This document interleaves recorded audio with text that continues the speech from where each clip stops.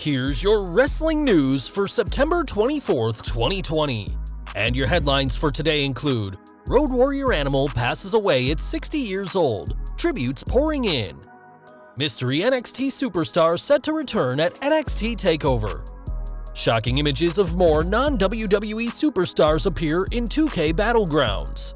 Ryback gives promising status update for his in-ring return.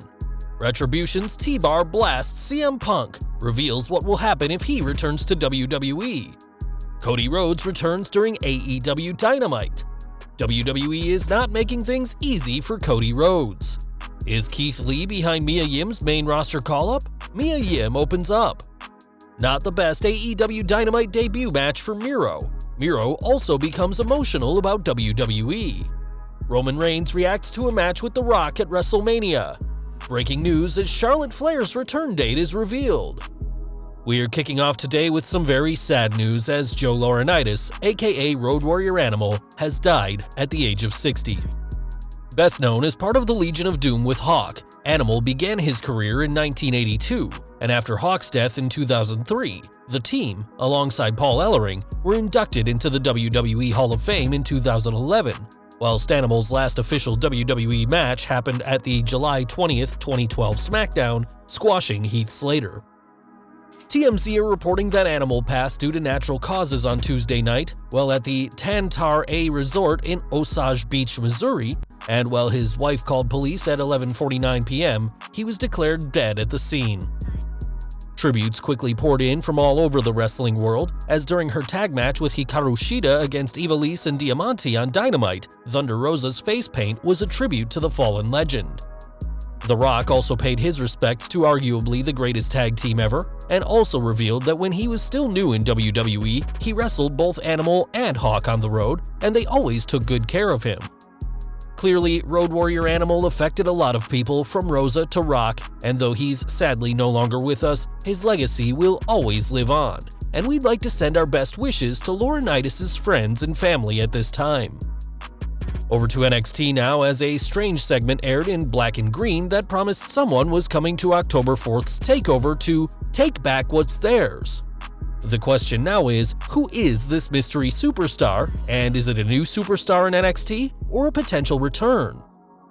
The success of Finn Balor and Breezango in NXT has made returning to the brand a possibility for main roster superstars, though it could always be a way to debut someone new. The segment didn't specify if it was a man or a woman, and whilst a championship was shown, it wasn't clear if it was the NXT title, the women's title, or the NXT tag titles. A former NXT superstar returning could mean we see the likes of Ricochet, Andrade, or even Angel Garza appear on the October 4th TakeOver, or it could be a fresh face like Mustafa Ali, who hasn't been used much in 2020.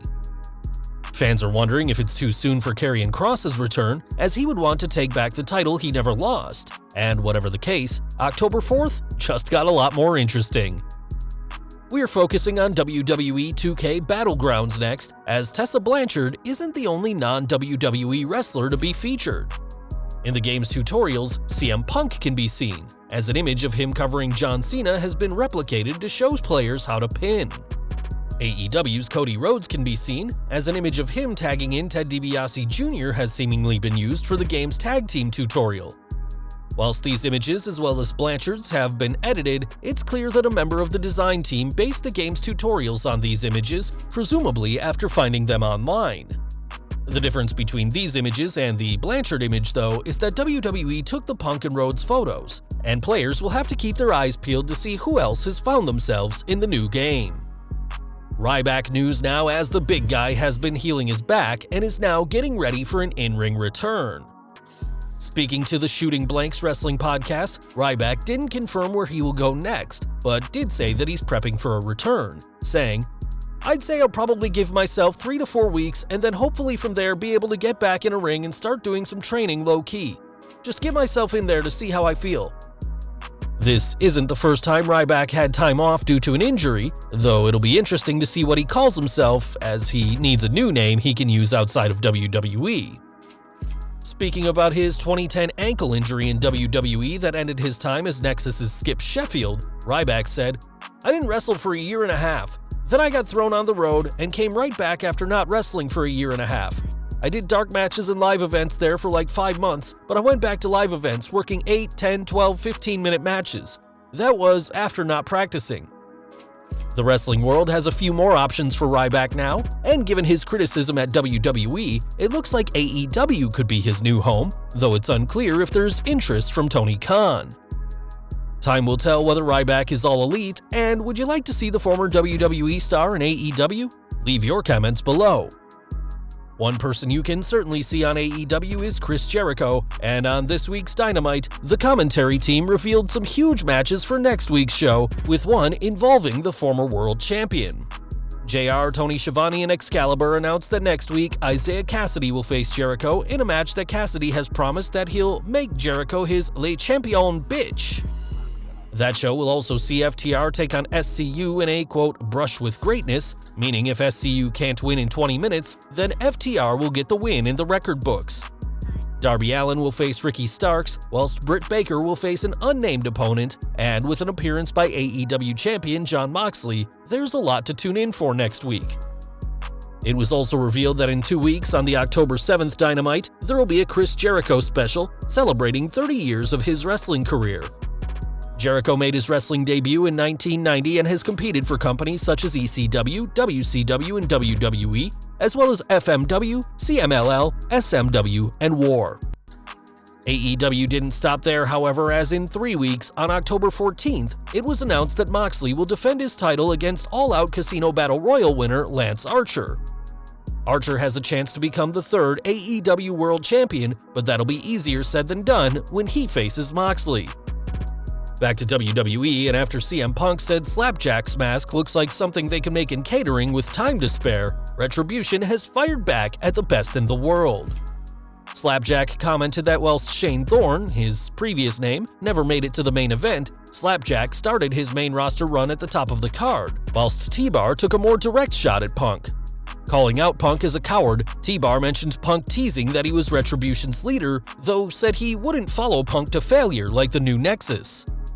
It's rare to see someone get one over on Punk, and we're pleased to see T-Bar and Retribution being committed to this gimmick, even if that's the only thing they can do. Punk's comments at least gives Retribution the chance to have a news story which isn't about how they were met with laughter backstage, and there's always the chance that Punk was throwing the faction a bone whilst being a smart aleck. Slapjack also uploaded a less paper-platey looking version of his match, and whilst fans aren't sold on the group, there are rumors for a Survivor Series main event for the group, against a team possibly consisting of Raw's top stars. If Retribution are planning to destroy WWE brick by brick, then they'll need a hero to face, and we'll see just who emerges from the Raw roster to be that hero. More AEW news next, as Cody Rhodes made his AEW return this week after Brody Lee's TNT title defense against Orange Cassidy. Post-match, Rhodes emerged with dark hair and had a serious expression, and Excalibur pointed out a new sadistic side to Cody when he took the fight to the Dark Order. This change also allowed for some new merch, as a new Death of Cody t-shirt was released on PWTs, but will only be up for 24 hours. We're not sure why the shirt is only available for 24 hours, but if you're watching this video, there's only a few hours left to get what'll definitely be a rarity. More news from Cody Rhodes' attempts to trademark what his father created, as PW Insider is reporting that 2 more names he recently filed to claim were Slamboree and The Match Beyond. It turns out that WWE have been paying attention to Cody, as on September 21st, they filed paperwork arguing that they bought the Slamboree name as part of the 2001 WCW purchase, and all the intellectual properties that came with it. WWE also claims that their use of Slamboree and The Match Beyond happened before Cody filed his trademarks in 2019, and it's alleged that new trademarks would confuse fans. This news comes only days after Cody's claim for the American Dream was rejected for a 3rd time, and time will tell what Rhodes does next to claim what his father helped create. More Retribution news next, as though fans weren't thrilled with this week's segment, Mia Yim wants everyone to know that she's there on her own merit. On Raw, Yim spoke as a member of the group, but when Shelton Benjamin tweeted to further the feud between Retribution and the Hurt Business, one fan replied saying she only got the gig because Keith Lee begged to have her brought to Raw with him. Yim fired back, telling the fan, "Focus on surfing and less rumors. I got to where I am because I busted my ass for over a decade." Clearly, Yim didn't appreciate the idea that her relationship affected WWE's decision to call her up, and after great matches on NXT against Dakota Kai, Xia Li, and others, it should be clear that Yim's talent made WWE call her to the main roster. More NXT news now, as in the first ever Gauntlet Eliminator, Kyle O'Reilly emerged the victor, meaning he now has a date with Finn Balor on October 4th's TakeOver with the NXT title on the line. Whilst O'Reilly has been positioned as a face lately, that didn't stop Adam Cole and Roderick Strong congratulating their friend, and we'll have to see how he does with the NXT Championship on the line. AEW now, as Miro's debut match where he teamed with Kip Sabian to face Sonny Kiss and Joey Janela wasn't the best showing for the Bulgarian. Not only were there sloppy moments throughout, but fans were questioning why he was put in a tag match rather than a singles affair. It's possible that Miro may not be positioned how fans want him to be because they're used to his run as Rusev with Lana in WWE. And whilst speaking to Sports Illustrated, Miro explained why he's not bitter at WWE, saying, "That is where I met my wife. I love her to death. If nothing else came of it, I met my wife, so I can't be bitter." Miro added that he came to the US for an opportunity, which is all he wants from AEW, and added, "There isn't anyone yelling at me saying, 'Don't do this, don't sell shirts, don't smile, don't wave to people.' All the doors that were closed are now open. My fan base knows I'm good." Fans will have the chance to see just how good Miro is, and whilst this week's debut didn't live up to expectations, the Bulgarian Brute's career in AEW is just getting started. Now, we previously covered that The Rock is interested in possibly facing Roman Reigns at WrestleMania, and now the Tribal King has responded.